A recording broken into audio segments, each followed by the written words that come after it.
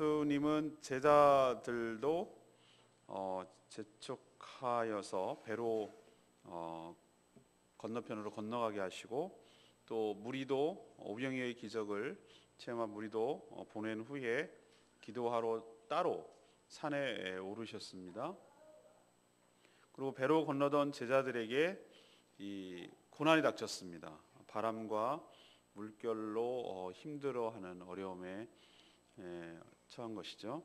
그때 예수님이 물 위로 걸어 오셔서 배로 오셨고, 제자들은 유령인 줄로 알고 놀랐습니다. 그 중에 베드로 제자가 자신도 예수님처럼 물 위로 걷게 해달라고 요청해서 또 허락하자 처음에는 걸었지만 곧 무서워 물에 빠졌고, 예수님은 베드로를 손을 잡아 즉시 건져 주셨습니다. 그리고 배를 타고 게네사렛에 이르러서 또 많은 사람들이 주님께 나옴으로 많은 병자들을 고쳐주셨다는 그런 스토리가 오늘 내용이 되겠습니다. 오늘 이 말씀을 통해서 우리에게 주시는 첫 번째 교훈은 22절에서부터 23절까지 말씀인데, 능력은 개인의 경건의 시간을 통해서 나온다는 것을 보여줍니다. 예수님은 오병이의 기적을 베푸신 후에 마치 무언가에 쫓기는 듯하게 제자들을 재촉해서 배를 타게 하고, 먼저 이 호수의 건너편, 바다의 건너편으로 건너가게 하셨습니다. 그리고 오병이어의 기적을 체험한 이 무리들도 해산시켰습니다. 각자 돌아가게 한 것이죠. 왜 그렇게 하셨을까? 왜 제자들도 보내고 무리도 해산시켰을까? 그것은 바로 오늘 23절에 있는 말씀대로 홀로 산에 올라가서 기도하실 시간을 확보하기 위해서 그렇게 한 것이죠. 여러분 기억하십니까? 어제 묵상한 대로 오병이어의 기적을 베풀기 전에도 비슷한 모습을 보이셨습니다. 세례 요한의 사건을 듣고 이제 본격적으로 구약 시대가 끝나고 신약 시대를 열기 위해서 홀로 시간을 가지려고 했는데 그것이 마음처럼 안 됐죠. 비록 많은 무리가 알아보고 따라와서 그런 시간을 가지지 못하셨지만 배를 타고 떠나셨어요. 그리고 빈들에 가서 머물기를 원하셨던 것은 틀림없습니다. 이 두 에피소드를 통해서 우리에게 무엇을 가르쳐 주죠? 주님은 홀로 하나님 아버지와 독대하며 개인 경건의 시간을 갖기를 원하셨던 것입니다. 왜 이런 시간이 필요하죠? 만약에 이런 시간이 없으면 제자들은 예수님을 따라다닌다는 측근이라는 이유만으로 자신들이 대단한 사람인 양 흥분하고 또 교만해질 것입니다. 예수님도 이런 시간이 없다면 주변에 있는 고향 사람 나사렛 사람들처럼 배척당하고 또 바리새인들, 서기관들, 사두개인들 수많은 대적자들로부터 대적을 당할 때 위축될 수도 있습니다. 또 본인도 많은 사람들이 이렇게 따르고 또 오병이어의 기적을 일으킴으로 인기가 높아져서 실제로 또 그렇습니다.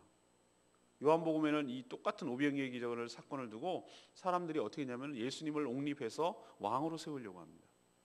그 이유는 먹고 사는 문제를 해결하기 위해서.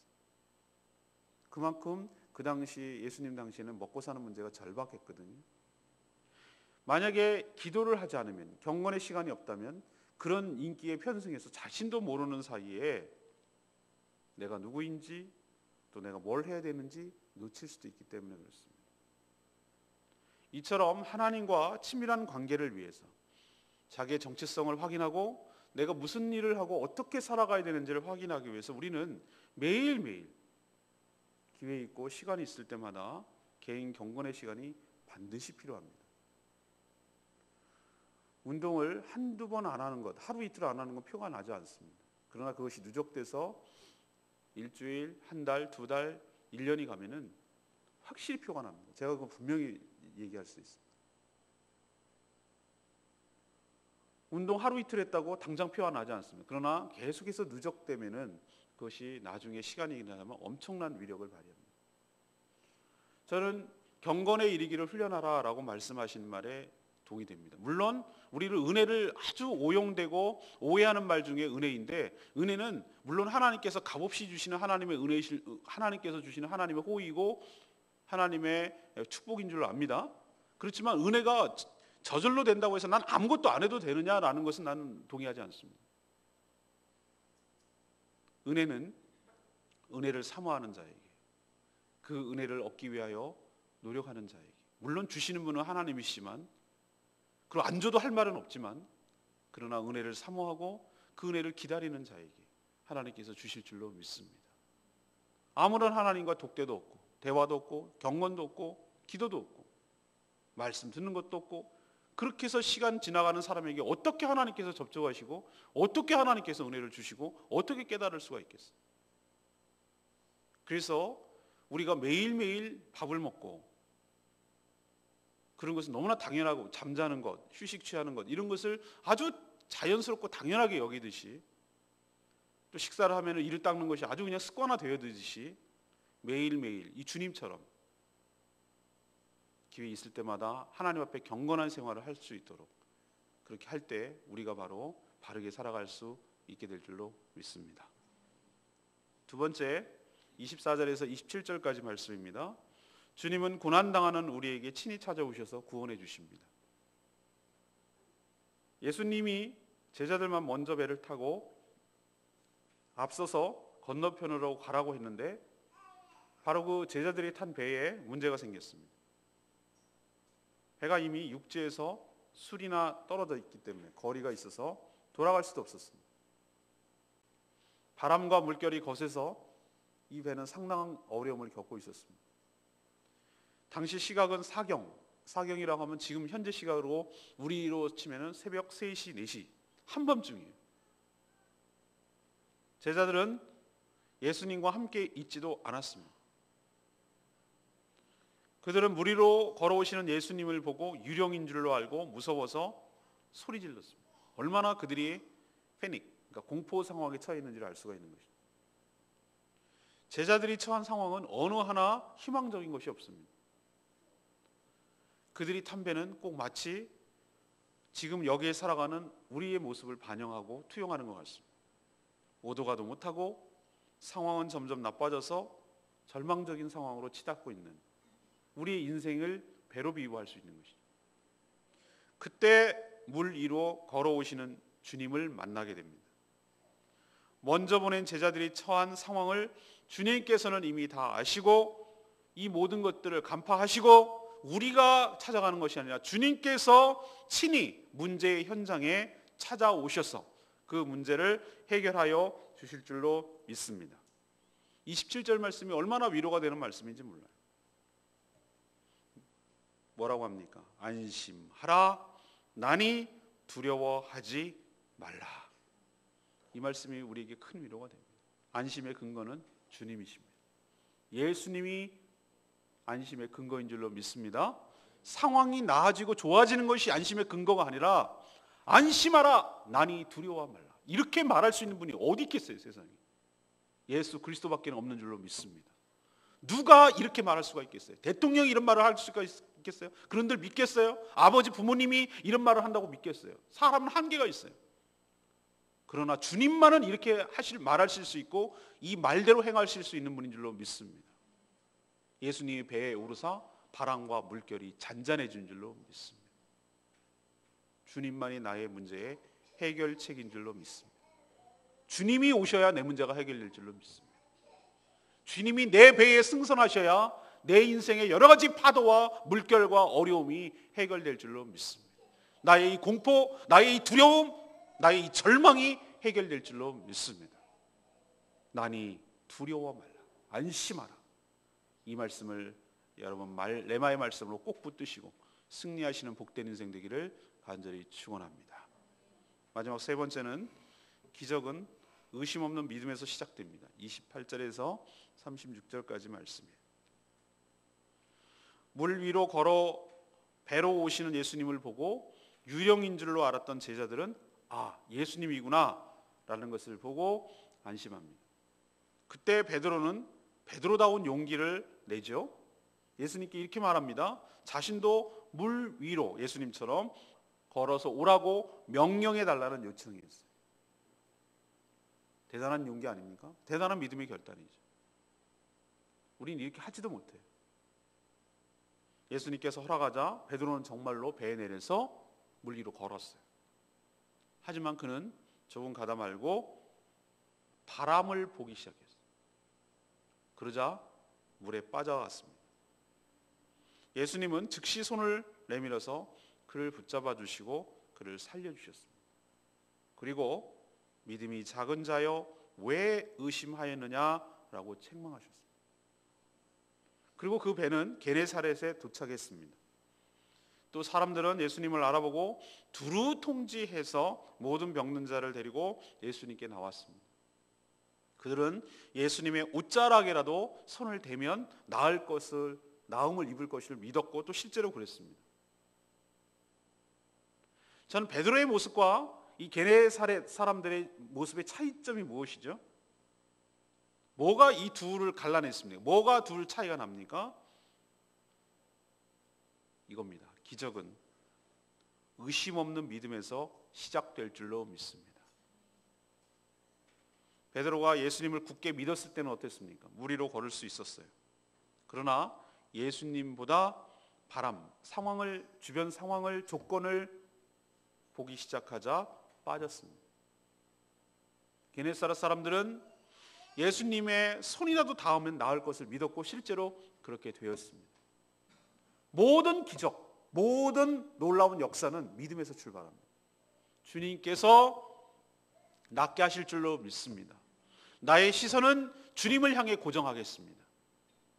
주님을 향해 눈빛을 고정할 때 여러분 삶에도 조건이 문제가 아니라 물이 문제가 아니라 물 위로 걷는 정말 상상도 못할 사람을 초월하는 그런 놀라운 역사가 여러분 삶 가운데도 있게 될 줄로 믿습니다. 결국은 믿음의 문제.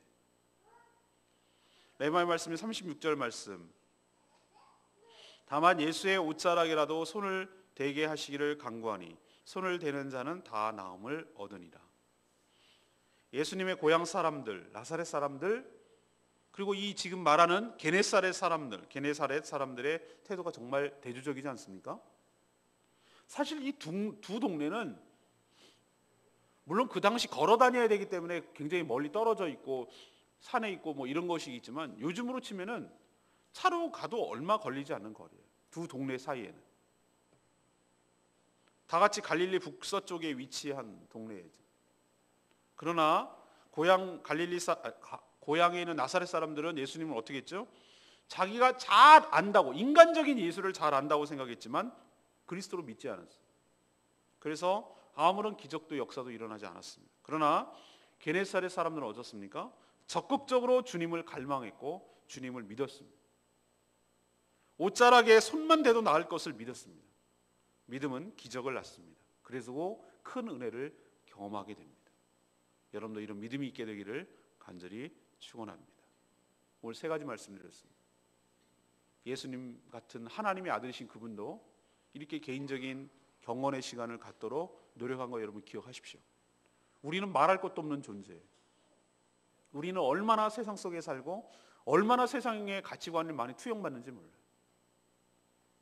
우리도 조금만 그냥 놔두기면은 세상의 논리에 빠져들 수밖에 없는 연약한 존재인 거 기억하시고 끊임없이 매일매일 주님 앞에 기도하며 말씀 듣고 하나님 앞에 내가 누구인지, 내가 어떤 존재인지, 그리고 내가 무엇을 해야 될지 자신과 사명을 잊어버리지 않도록 하나님과 친밀한 관계를 늘 유지하도록 여러분 경건의 시간을 갖게 되기를 간절히 바랍니다. 두 번째 얘기는 뭡니까? 내 삶의 모든 문제는 상황이 나빠지는 것이 아니라 주님이 내 배에 오를 때, 주님이 나와 함께 할 때, 주님을 모셔드릴 때, 주님이 내 삶의 문제에 개입할 때 그 문제가 해결될 줄로 믿습니다. 주님이 친히 찾아오심을 기억하시고 안심하라 나니 두려워 말라, 이 말씀 굳게 믿으시고 주님 만나서 평안을 누리게 되기를 간절히 바랍니다. 마지막 세 번째는 뭡니까? 기적은 어떻게 일어난다고요? 믿음에서 시작된다. 베드로가 초기에 물 위를 걸었던 거 기억하십시오. 게네사렛 사람들이 예수님의 옷자락이라도 만지면 나을 것이라고 믿는 이 믿음이 그 사람들의 병을 낫게 했어요. 여러분도 이 믿음을 회복해 달라고, 이 믿음을 달라고 하나님 앞에 간구하고 기도할 때 여러분 삶에도 놀라운 기적이 일어나게 될 줄로 믿습니다. 오늘 이 말씀 붙들고 기도하기를 원합니다. 우리 21장 부르고 기도하겠습니다.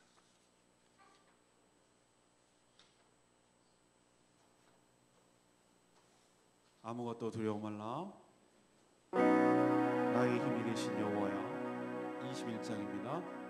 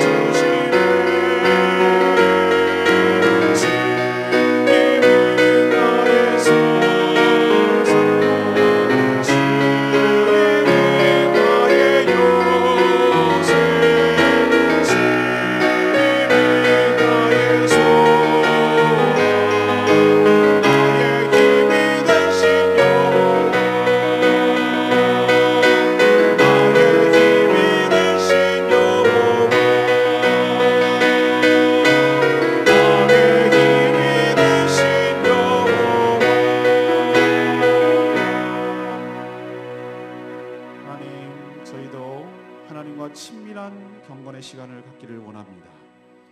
우리의 높아지려는 마음, 꺼져가려는 마음도 주님을 통해 회복되기를 원합니다. 우리 자신이 누구인지 또 우리가 무엇을 해야 할지 하나님과 기도하며 말씀을 묵상하는 시간을 통하여 확인받게 하여 주시옵소서. 저희도 배에 탄 제자들과 다를 바가 없습니다. 물결이 일고 바람이 불면 무서워서 공포에 떱니다. 그러나 이런 저희들을 그냥 홀로 두지 아니하시고 친히 우리 배에 찾아와 구원하여 주실 줄로 믿습니다. 저희도 바람이 아니라 주님만 바라보게 하여 주시옵소서. 옷자락이라도 만지면 나을 수 있다는 굳은 믿음을 갖게 하여 주시옵소서. 그래서 하나님의 놀라운 은혜와 기적을 체험하게 하여 주시옵소서.